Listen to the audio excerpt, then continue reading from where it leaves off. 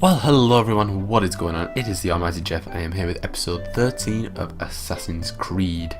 In the previous episode, we eliminated the slave trader of Jerusalem, Talal, and in this episode, as per usual, in the background, I've got me collecting all the flags and killing all the Templars and stuff in the Rich District of Damascus.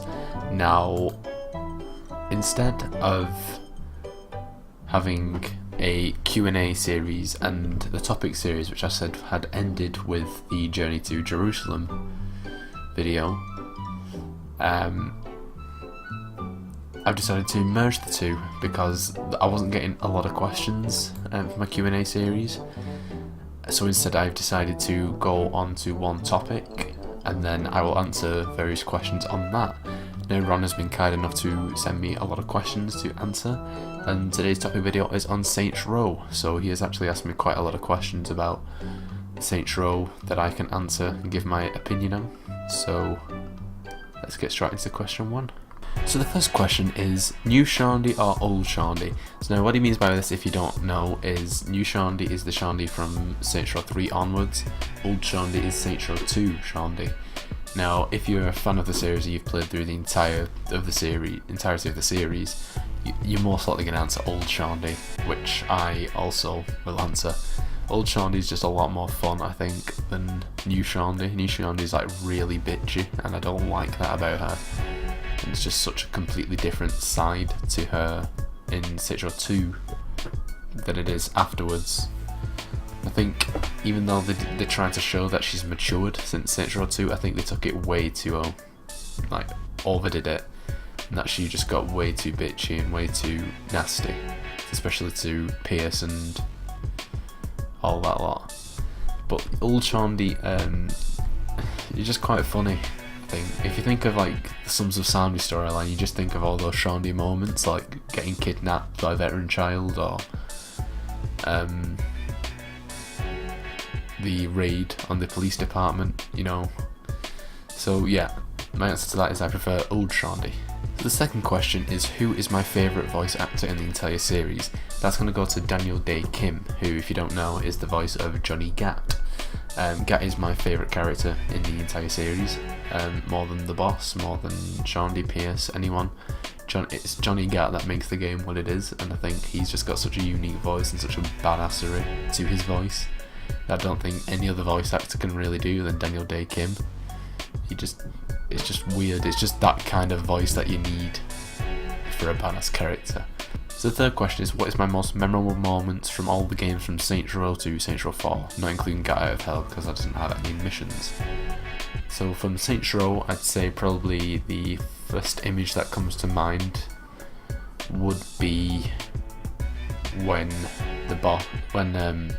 Julius and Benjamin King are sat in the same room and they're arguing that he's not going to step down until he takes on Tonya. That's just the scene that always comes to my mind. It's such a great scene. It just really shows how much of a great character that Benjamin King is.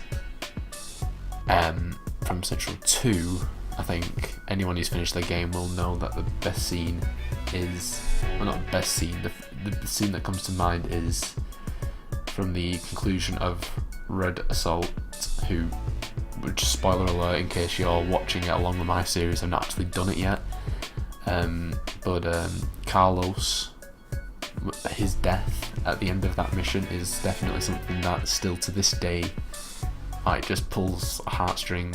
Like, you just see it and then you just kind of watch in shock because it's just such a sad death. Saints Row 3 is a tricky one. There's nothing really emotional in it. I mean, even Johnny's death in Saints Row the 3rd wasn't emotional, really. But in terms of memorable, I think maybe the last mission, 3-way, when you have got to either save Shandy or kill Kilbane. That's quite a well-written mission, I think, and really sets you apart. Do you care about killing Kilbane so much that you're willing to sacrifice 2 of your saints?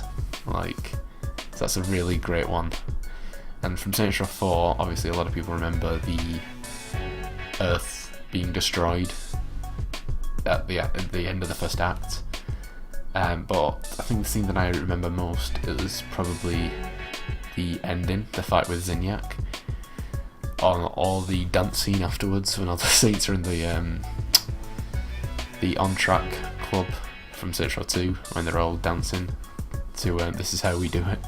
That's also quite a good memorable scene, so that's one that I actually really enjoyed. The next question is, what is my most and least favourite side activity? Now, my favourite is quite a tricky one, but I think I'm going to go with Fuzz, which is really sad that it only appeared in Saints Row 2 and appeared in the following games. I loved Fuzz. It's such a good activity, and it's just so unique to the other ones.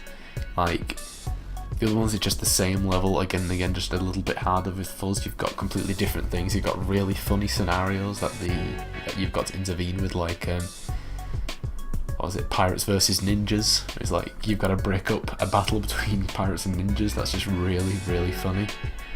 And then it's like throw satchel charges on skateboarders because they're not wearing helmets. You know, it's just really nutty, really, and I think that really suits in with Saints Row 2's humour of being half quite serious and half about gang life, and then half it just being really humorous, like Crowd Control, another line like Septic Avenger, and other weird activities. Least favourite activity.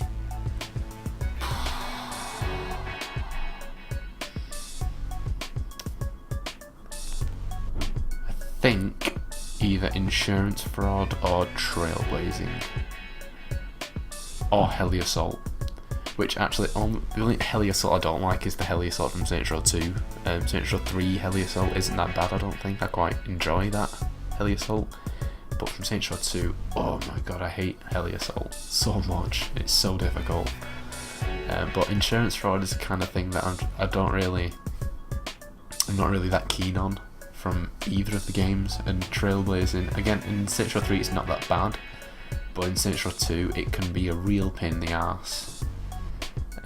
So yeah, I also do want to say I do like Professor Genki's Super Ethical Reality Climax from Saints Row 3 as well. That's a fun activity to do.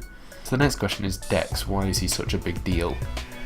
Dex being a big deal is because I think that's the one we know least about when it comes to the conclusion of Saints Row.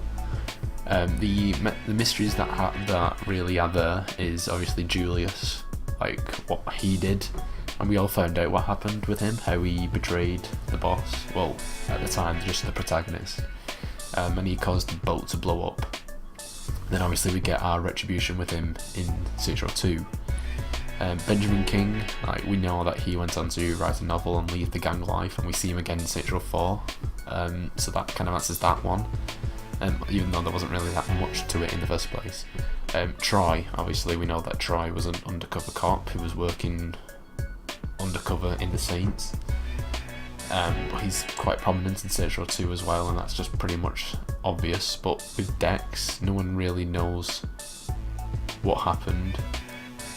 Like, he just kind of disappeared out of the eye. We don't know what happened. I mean, all we know is that he received an offer from Ultor and that he took it and that he got millions from it. But after that, apart from like a really brief appearance in the Corporate Warfare DLC for Saints Row 2, we don't hear anything else from Dex until Get Out of Hell. We've just found out he died on Earth when it blew up. That's all we know about Dex. There is very much little information, and it's not really addressed head on that much as the other ones are. So I guess that's why Dex is such a big deal. There's just so many questions that are still unanswered about Dex. Troy Bradshaw, friend or foe? I think his intention was to disband the gang from the original game, maybe, but maybe trying to exploit them first by assisting with them disabling the Canales and the West Side Rollers and the Vice Kings. So that's why he helped them out, and then after all that, and the Saints were the only gang left in Stillwater, I think that's when he truly came out as the undercover cop, and obviously led to like the mass arrest of most Saints. But I don't think that he is a foe, because in Saints Row 2 you do see that he did try to protect the Saints in many cases, where he would not want to step in when it came to rival gangs. He'd kind of let the Saints off the hook, especially when it comes to the first mission in the Ronin storyline, when despite it being blatantly obvious that the Saints were involved in the robbing of the casino, he still tried to play it off like that we don't really have any solid evidence. So I think despite him still being the chief of police and still like not being on the same side as the Saints, I still think he has like a bond with the Saints that kind of solidified the relationship and meant that he always had a protection and like a leniency towards them rather than a specific kind of disciplinary viewpoint to them, if you get what I mean. And the last question is, what is my favourite player voice actor? So this is just the voice of the main Saint. Now Ron obviously loves Laura Bailey. He'll always use her voice when it comes to it, and I do like Laura Bailey actually. At first I never really was keen on playing as female Saints because I felt like they were just kind of put in as a side option, because you can tell like with the storyline and the way people respond to each other and like sometimes errors in the script, you can tell that they intended for it to be played by a male, for the boss to be male. Because I mean, I've just noticed when I was playing through Saints Row the Third recently, again on my PC, a lot of issues came up like with subtitles and even during the murder brawl mission, where they'll actually refer to it as he rather than she. It doesn't change. So, but as I was saying, when I was on Saints Row the Third, I was originally playing as a male character, and then so I could get towards the gender equality achievement, I did switch over to a female character, and then I ended up staying as that female character for the rest of the game, just because I loved Laura Bailey's voice so much. But I do have to say, when it comes to the male protagonist, my favourite is the British voice actor, Robin Atkin Downes, that's what his name is. He makes me laugh so much, and Saints Row 2 is the biggest one, which is the one, obviously the one I'm going on so far with his voice. He's really funny, I find, just so British, and just such a witty humour. So yeah, that's my answer to that one. And those are all the questions I've got for this video. I really hope you enjoyed it. I really enjoyed answering those questions, they were really great. If you've got any other questions relating to any other video game series, you know, Assassin's Creed, GTA,